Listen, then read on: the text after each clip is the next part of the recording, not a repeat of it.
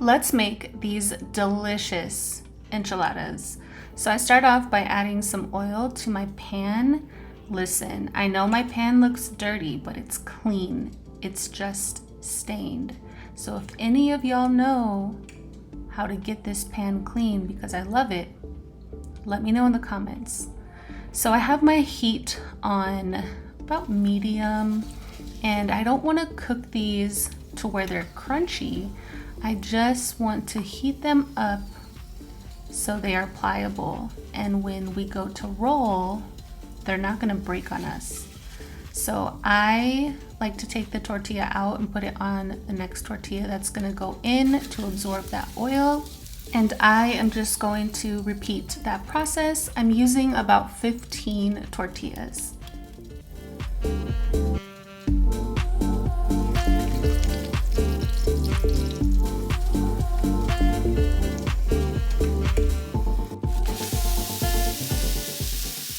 Using my same ratchet pan, I'm going to cook 1 pound of ground beef.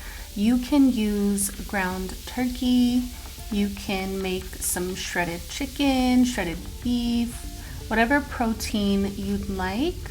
You can even use cheese and have no meat, whatever your heart desires. And then you want to season your meat. I used 2 teaspoons of chili powder, half teaspoon ground cumin, half teaspoon garlic powder, half teaspoon onion powder, and 1 teaspoon of salt. And you can also add pepper to taste.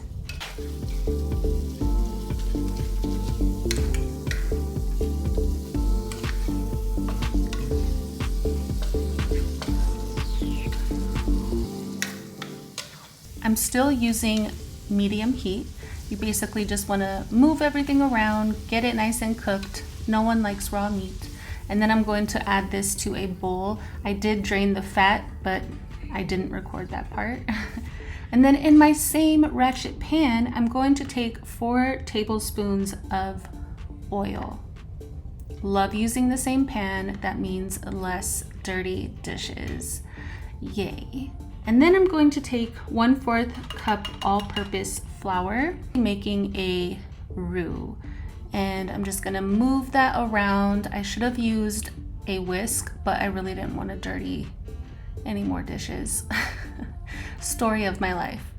And you basically just want that to come together, keep it moving. You really don't want to leave this alone. You want to keep it moving the whole time.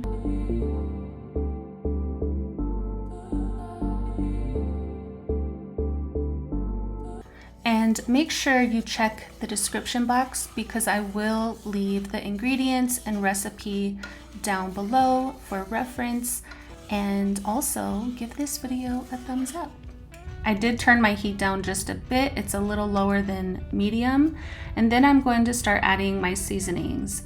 I used 2 tablespoons of chili powder, half teaspoon ground cumin, half teaspoon garlic powder, half teaspoon onion powder.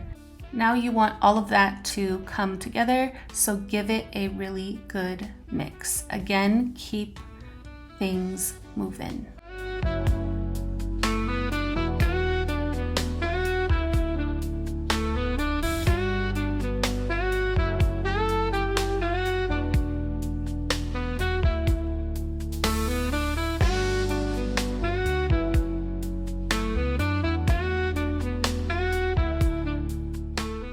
Once it looks like this, I turn my heat down even more so it's between medium and low, and then I add in 2 cups of chicken broth. And again, you're going to want to mix this really, really well. Keep it moving and grooving.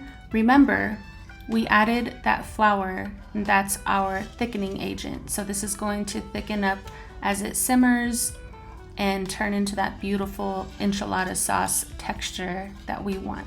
After about 10 minutes, I turn my heat off. At this point, you do want to do a little taste test. You might want to add more salt. I added a little bit more.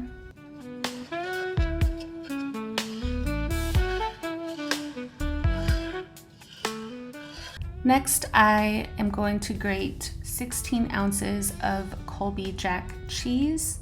And I also take a cup of that cheese and add it to my meat.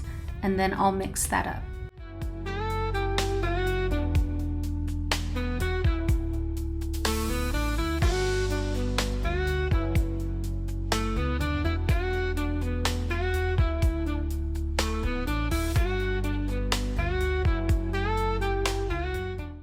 Now let's get rolling. I like to take some of my enchilada sauce and put it in the baking dish that we're going to be using, and I will spread that around a bit like so. And then I will take my corn tortilla that's ready to be rolled and I will lay it in the pan. Next, I take my meat and cheese mixture and place it on the tortilla. And then I will begin to roll it. Super easy peasy. My favorite kind of enchiladas are cheese enchiladas, but my kids like to have meat, so doing it for the kids. Your fingers will be nice and messy. It takes everything in me to not wash my hands after each one, but what's the point in that? So mentally I have to get through this part. And I'm just going to repeat this process until all of my tortillas and meat are gone.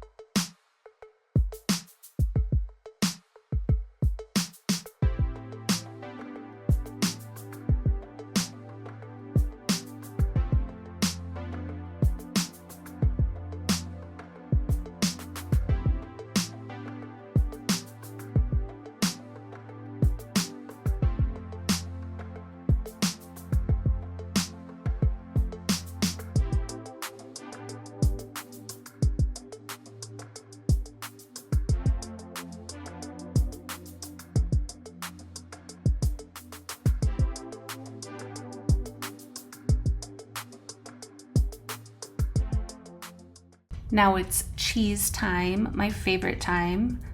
I distribute my cheese evenly over my enchiladas. At this point, you can preheat your oven to 375. And typically I would cover my enchiladas with foil, but I don't have any. So kind of sad about that. And then we are going to add our sauce, and I just dump it like so. It doesn't have to be perfect because you're gonna go in with a spatula or spoon to move the sauce around and make sure that it's evenly distributed.